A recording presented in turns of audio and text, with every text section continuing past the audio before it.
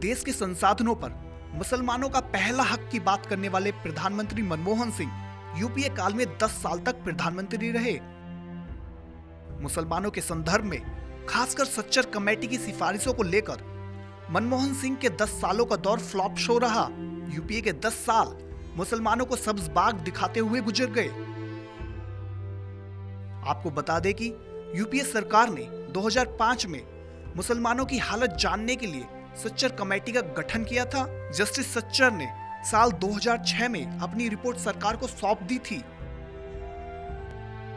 Sachar committee के लागू किए जाने के 10 साल बाद भी मुसलमानों के हालत में कोई खास फर्क नहीं आया है। सच्चर कमेटी की सिफारिशों के 10 साल बीत जाने के बाद भी जमीनी हकीकत यही है कि मुसलमानों के हालात में कुछ खास बेहतरी नहीं हुई। आपको बता दें कि सच्चर कमेटी की रिपोर्ट में कहा गया था कि देश में दलितों और आदिवासियों से भी बुरी हालत मुसलमानों की है। सच्चर कमेटी की सिफारिशें ही नहीं बल्कि सच यह है कि मुसलमानों को लेकर यूपीए सरकार ने बीते 10 सालों में उनके लिए कुछ खास नहीं किया। मुसलमानों का औसत प्रति व्यक्ति प्रति दिन खर्च सिर्फ 33 रुपए है।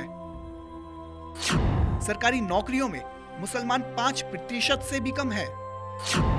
मुसलमानों में अंडर ग्रेजुएट महज 4% है। 3% मुस्लिम आईएएस और आईपीएस अफसर हैं। सेना और सुरक्षा बल में 3.2% मुसलमान हैं। रेलवे में 4.5% मुसलमान हैं। बैंकों में 2.2% मुसलमान हैं। आजादी के 60 साल बाद यूपीए सरकार ने सच्चर कमेटी बनाई, जिसकी रिपोर्ट आने के बाद दुनिया को मालूम हुआ कि भारत में मुसलमानों की हालत दलितों और आदिवासियों से भी बदतर है। देश में कई दशक से धर्म के नाम पर वोट बैंक की राजनीति हो रही है और सच यह है कि पार्टी कोई भी हो, मुस्लिमों के लिए ये कर देंगे वो कर देंगे कहकर उन्हें सिर्फ वोट बैंक बनाने का खेल शुरू किया गया।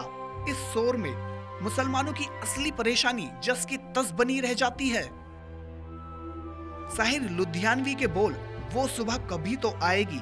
देश के मुसलमान शायद इसी आस में सच्चर कमेटी की सिफारिशों के 10 साल बीत जाने के बाद भी उस सुबह के इंतजार में हैं। Bureau report, national Dastak.